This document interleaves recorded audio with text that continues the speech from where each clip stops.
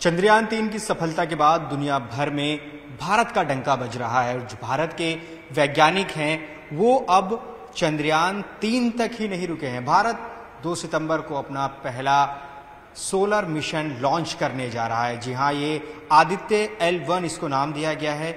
क्या होगा ये सोलर मिशन, किस तरह से ये सूरज की जानकारी हासिल करेगा और कितना महत्वपूर्ण है, और इससे जुड़ी जो जानकारी होंगी वो न सिर्फ भारत और बल्कि दुनिया के लिए कितनी कारगर साबित होंगी। इन्हीं तमाम बातों पर बातचीत करने के लिए हमारे साथ मौजूद हैं नेहरू तारामंडल के एक्सपर्ट प्रेरणा चंद्रा जी। उनसे हम समझेंगे कि आखिर ये जो आदित्य L1 मिशन हमारा लॉन्च होने जा रहा है ये किन मायनों में महत्वपूर्ण है। मैम, सबसे पहले आदित्य L1 की चर्चा तब हो रही है अभी जब कुछ दिन पहले चंद्रयान-3 सफल हुआ। हमने देखा किस तरह से पूरा देश जश्न मना रहा था और दुनिया भर में जितने भी लोग हैं, जितने भी स्पेस से जुड़े लोग हैं, वो भारत की वाहवाही कर रहे थे।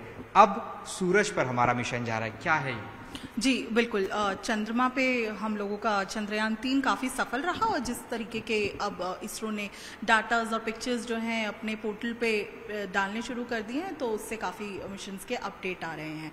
जी बिल्कुल, चंद्रमा के बाद अब सूर्य पे जो है इसरो का, हमारा भारत का पहला एक ऐसी ऑब्जर्वेटरी वहाँ पर जा रही है जो सूरज के आंकड़ों को लेगी।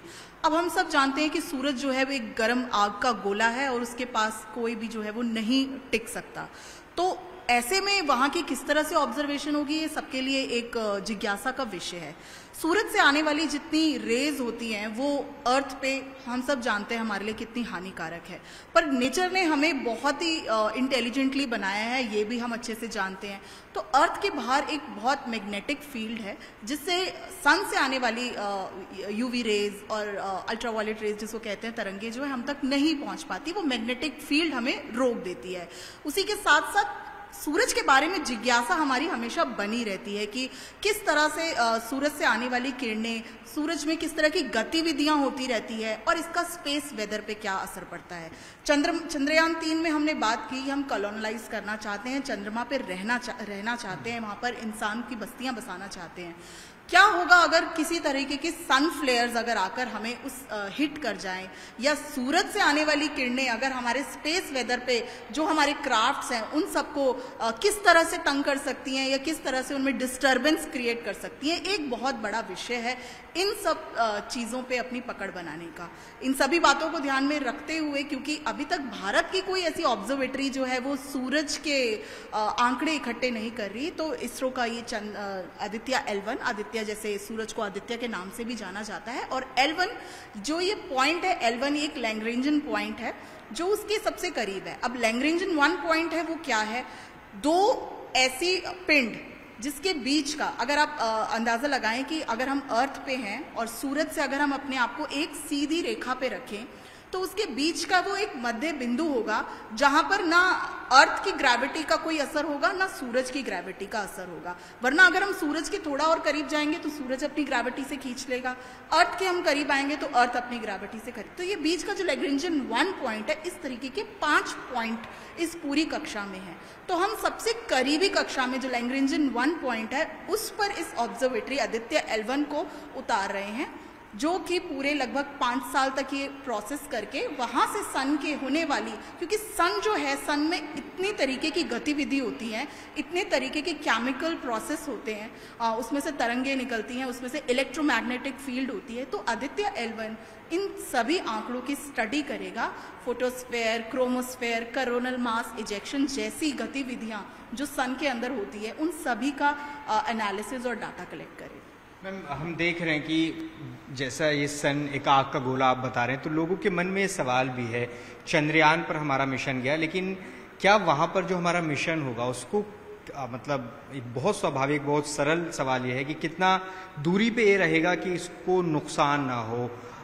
जो सूरज का जो किरणें हैं, जो तापमान, जाहिर है जब आप सूरज की तरफ बढ़ेंगे तो वो बढ़ता ही जाएगा, उससे कितनी दूरी पर रहेगा और कितना उसके लिए किस तरह की तैयारियां की गई हैं? जो ये लैग्रेंजन 1 पॉइंट है जिसको लॉन्च किया जाएगा, ये 1.5 मिलियन किलोमीटर दूरी पे इसको उतारा जाएगा, जहां पर इसको स्थित करा जाएगा। ये पॉइंट जो काफी सेफ पॉइंट है लैग्रेंजन 1, क्योंकि ये दोनों का, जैसे मैंने कहा कि गुरुत्वाकर्षण बल इन पे प्रोसेस नहीं करेगा, तो यहाँ पर हमारा यान जो है, हमारा क्राफ्ट जो ऑब्जर्वेटरी है वो काफी सेफ रहेगी। क्योंकि सूरज का तापमान जो है वो वेरी करता है, उसका इंटरनल कोर का तापमान अलग है और बाहर का स्फेयर का तापमान जो है वो अलग है, परंतु इस लैग्रेंजन 1 पॉइंट पर इस तापमान का असर नहीं पड़ेगा। तो हमारा क्राफ्ट जो यान जो है हमारा, वो पूरी तरह से यहाँ पर अपने निश्चित समय तक ऑब्जर्वेशन कर आंकड़े इसरो तक पहुंचा सकते हैं। इससे पहले कौन कौन से देश जो हैं वो ये सोलर मिशन अपने भेज चुके हैं, और इससे जो इसकी सफलता को लेकर क्या कहना चाहेंगे? क्योंकि हमने देखा जो हमारा मून मिशन था चंद्रयान 2 सक्सेस नहीं हो पाया था, उसके बाद हमने चंद्रयान 3 लॉन्च किया, तो क्या आप लोग उसके बारे में? जी बिल्कुल, ऐसा नहीं है कि हम पहला देश हैं जो इस तरह से, बहुत से ऐसे प्रोब्स हैं जो ऑलरेडी सन के आंकड़ों पे सन ऑब्जर्वेशन जो है कर चुके हैं। नासा का पार्कर प्रोब मिशन है, ईसा का है, रशियन स्पेस एजेंसीज हैं, इन सबके मिशन ऑलरेडी सन के आंकड़े ले रहे हैं। पर भारत के पास ऐसा कोई अभी तक कोई मिशन नहीं था जो इस तरीके के आंकड़ों की जो स्टडी जो है वो कर सके। आगे आने वाले समय में भारत को डेफिनेटली ये फायदा होगा, क्योंकि हमारे पास चंद्रमा के आंकड़े हैं, हमारे पास इस आदित्य L1 से अब सूरज की डिटेल एनालिसिस स्टडी होगी, जो हमें आगे के मिशन में प्लान क्योंकि बेसिकली ये सारे चंद्रमा और सूरज के जो आंकड़े हैं हमें ये एक तरह से बहुत ही सेल्फ रिलायंट बनाते हैं किसी भी तरीके के अगले आने वाले स्पेस मिशंस करने के लिए। और साथ ही साथ अगर हम इंसानी बस्ती बसाना चाहते हैं, मतलब ह्यूमंस को उतारना चाहते हैं स्पेस पे, आउटर स्पेस पे या चंद्रमा पे, तो हमें ये इनकी स्टडी जो है वो हेल्प करेगी कि किस तरीके का एटमॉस्फेयर वहां पर है और सूरज से आने वाला जो फ्लेयर्स हैं वो कितना इम्पैक्ट डालते हैं स्पेस वेदर पे। तो हमारे आदित्य L1 मिशन किस तरह से अलग है? आप बता रहे नासा ने किया, रशिया ने किया, तो ये किस तरह से अलग है? मतलब क्योंकि ये सबसे क्लोजेस्ट पॉइंट जो L1 पॉइंट है, लैग्रेंजन पॉइंट है, उस पर जा रहा है। नासा ने भी इससे पहले मिशंस वहाँ पर करे, उनके भी प्रोब्स हैं वहाँ पर, वो फ्लाई बाय थे, फ्लाई करके वो सबसे पास की सतह से फ्लाई करके जो है निकले थे और वहाँ से उन्होंने उनके सैंपल्स के पिक्चर्स और एनालिसिस किए थे। क्योंकि ये मिशन बहुत ही क्लोज लैग्रेंजन पॉइंट पर जाएगा, लैग्रेंजन पॉइंट पर किसी भी तरीके के सूरज पे होने वाले मतलब अकल्टेशन या फिर ग्रहण का भी प्रभाव नहीं पड़ता, तो वो डिटेल सूरज की स्टडी जो है वो कर पाएगा।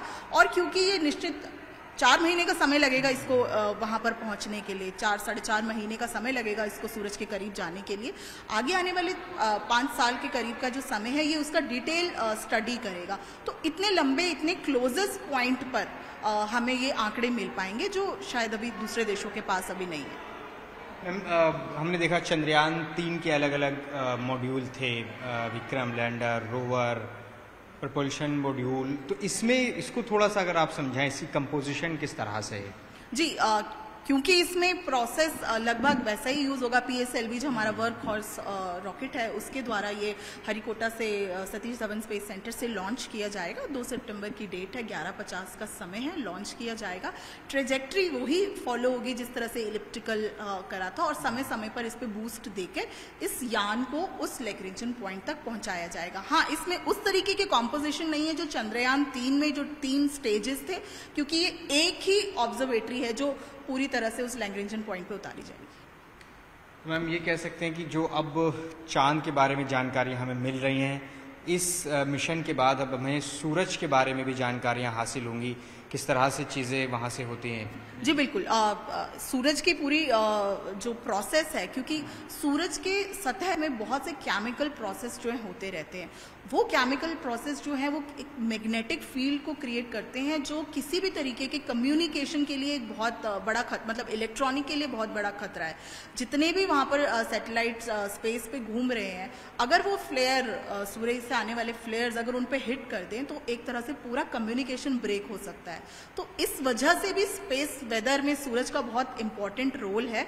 और अगर हम हम इसको रोक नहीं सकते, लेकिन हम इसकी पहले से ही इंफॉर्मेशन अगर हमारे पास आ जाती है तो हमारे कई चीज़ों के लिए हम इसको इस्तेमाल में ला सकते हैं। जैसे कई बार इंटरनेट पे बहुत न्यूज़ इस तरीके की आती है कि एक सोलर फ्लेयर हिट करा तो कल कम्युनिकेशन सारा बंद हो जाएगा। इस तरीके की खबरें आती हैं, ज़्यादातर मीडिया में, न्यूज़ में आती हैं। तो ये सब जो प्रोसेस होता है ये हो सकता है, बट हम इसके लिए पहले से प्रिपेयर हो सकते हैं अगर हम सन की कैलकुलेशंस, ऑब्जर्वेशन का सही प्रयोग में लाएं। मतलब हम ये समझ सकते हैं कि जो सोलर फ्लेयर्स आप बता रहे हैं कि जो हमारा कम्युनिकेशन सिस्टम है अगर उसको हिट किया तो ठप हो जाएगा सब, तो उसके बारे में ये जो मिशन है क्या उसको न सिर्फ बता सकता है या क्षमता होगी उसके बारे में हम किस तरह से तैयार रह सकते हैं?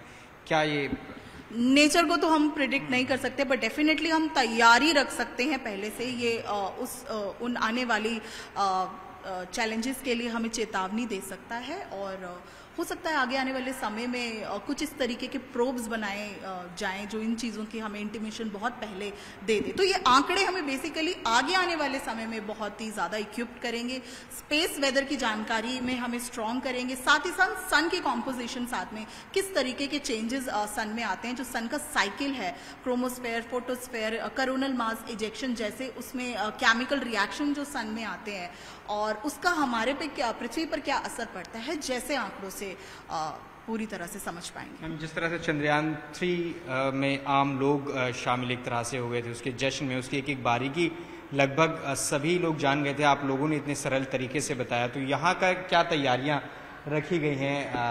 आप बिल्कुल, लॉन्च डेट आने ही वाली है, 2 तारीख का समय है, तो डेफिनेटली हम लोग यहाँ पर स्क्रीनिंग रखेंगे क्योंकि 11:50 सुबह का समय है, तो हम प्लानिटेरियम में स्क्रीनिंग का आयोजन रखेंगे। उस दौरान हमारे पब्लिक शो रहता है 12 बजे के बीच में, तो हम उसमें स्टार्टिंग में जो है वो स्क्रीनिंग दिखाएंगे ताकि जो लोग प्लानिटेरियम में उस दिन अवेलेबल होंगे वो देख पाए।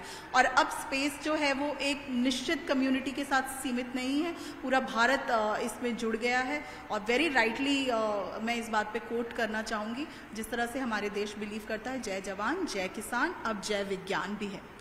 बहुत शुक्रिया प्रेरणा चंद्रा जी, जो कि आदित्य L1 से जुड़ी तमाम जानकारियां साझा कर रही थी। जिस तरह से चंद्रयान 3 मून की हर जानकारी, चांद की हर जानकारी हम तक पहुंचा रहा है, अब इसी तरीके से आदित्य L1 सूरज से जुड़े रहस्य, सूरज से जुड़ी जानकारियां हमारे वैज्ञानिकों के हाथ में होंगी। वो आगे आने वाले समय में बहुत काम की साबित हो सकती हैं। Javed Mansoori, news 18 India, Delhi.